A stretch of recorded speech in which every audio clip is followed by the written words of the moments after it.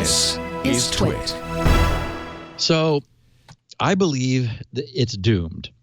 As I mentioned at the top of the show, some academics who have modeled the system have determined that to be effective, 80% of all smartphone users would need to voluntarily opt into using the app, and that's never going to happen, 80%. As we saw, the instant the Apple-Google initiative was announced, both the non-technical and, sadly, the technical press went berserk over the privacy implications. Even highly technical individuals who should have known better spoke out with errant, frightening, and unfounded warnings before they understood how the system worked.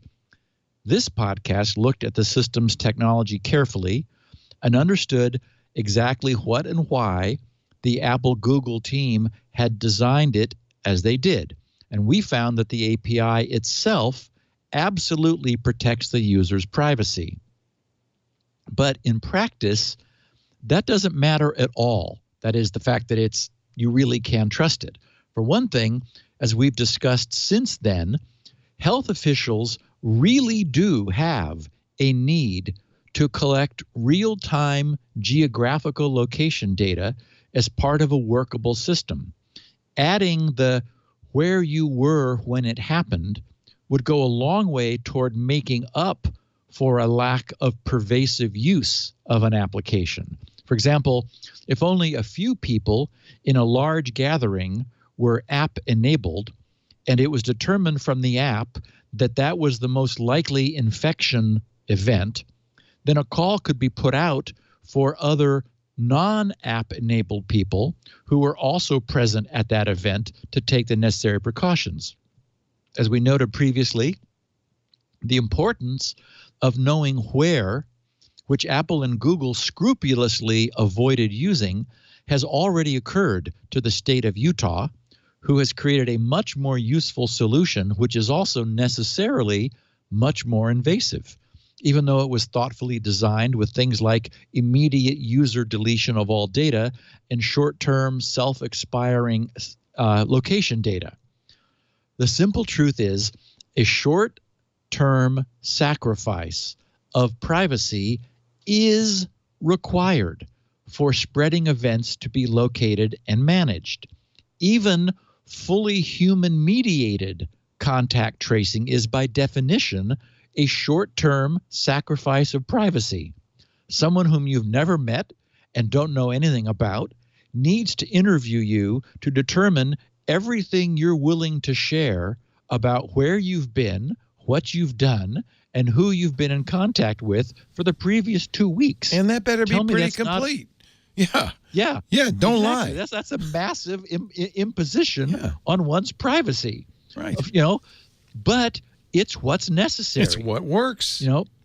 And I learned in doing the research about one of those new features in Google, Google says that people are constantly clearing their web browser histories, and that's just cyber. Many people apparently really don't want anyone else to know where they've been and what they've been up to.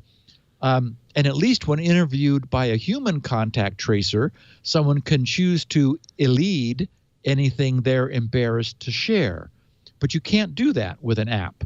So how many people are going to voluntarily install what amounts to spyware?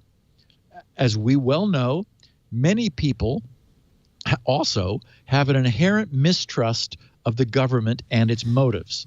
We've already seen people worrying that this might just be the start of more pervasive monitoring. I mean, even Andy on MacBreak Weekly was worrying about that. The start of more pervasive monitoring with statements like, and I'm not quoting Andy, I had this already written, if they are allowed to do this, they'll always want more. And why would they ever want to stop? And so forth. So, no. It was a noble idea. I loved the cleverness of the technology. It was fun to dissect it and share its operation with our users. But it's clear that as a voluntary initiative, it's never going to get off the ground. So I just, to me, the idea that of states using a more invasive technology, as I noted, really does make up for the fact, it goes a long way toward making up for the fact that just not that many people are going to take advantage of it. But for those who do, who are involved in events where an infection is present, if you know where and when, then you're able to move that from cyber into physical. And after all, that's what human contact tracing is, physical contact monitoring. So yeah. I just think there's just no chance for software-based apps if they are voluntarily installed. And Bruce Schneier brought up the really excellent point about, and I don't know if you read Schneier's post a few days ago about, I did not. He agrees with you. He says it's not gonna. It's just they don't work because of the potential for false negatives or false positives. People aren't going to trust it, and it's just not going to work. We need human contact tracing. Now, I think these apps could be a useful adjunct to help it. Because one thing I don't remember where I've been everywhere I've been in the last 14 days. Yeah, having good that point. A map of that maybe only I see or whatever, that would be useful. It would jog your memory. Yeah, there's a lot of things that could be useful. But as constituted, Apple and Google have done such a good job of protecting our privacy, they've made their apps pretty much useless to human contact tracers. And we know that human contact tracing is you need extensive testing and tracing, period. So, yeah. Unfortunately, and maybe it suffers a little bit from, I think the Apple-Google approach maybe suffer a little bit from just, being developed by techies without contact from actual health officials who would have said, wait, we need that. We have to know where this happened. It's not useful. That's exactly what Schneier said. He says a tech will always respond with what tech knows how to do because they want to help, but that's not necessarily what needs to be done. It's just what they can do. And I think that's that. I mean, I agree. They did it very well, but it's just from a health perspective, official perspective, it's not sufficient. Yeah, I would love, as I mentioned when we talked about Utah, I would love for the state of California to do an invasive health monitoring app, and I would load it. And well, they're not using the Google API. They're not. They're going to do their own thing. The problem, in my opinion, is I agree. We need testing and we need human tracing. The countries that's been done in it has worked. It's worked very well. It's eliminated COVID-19 cases. Just killed it. Killed it. But I don't think it's ever going to happen in the U.S. We're not going to sit still for that. We won't even wear masks.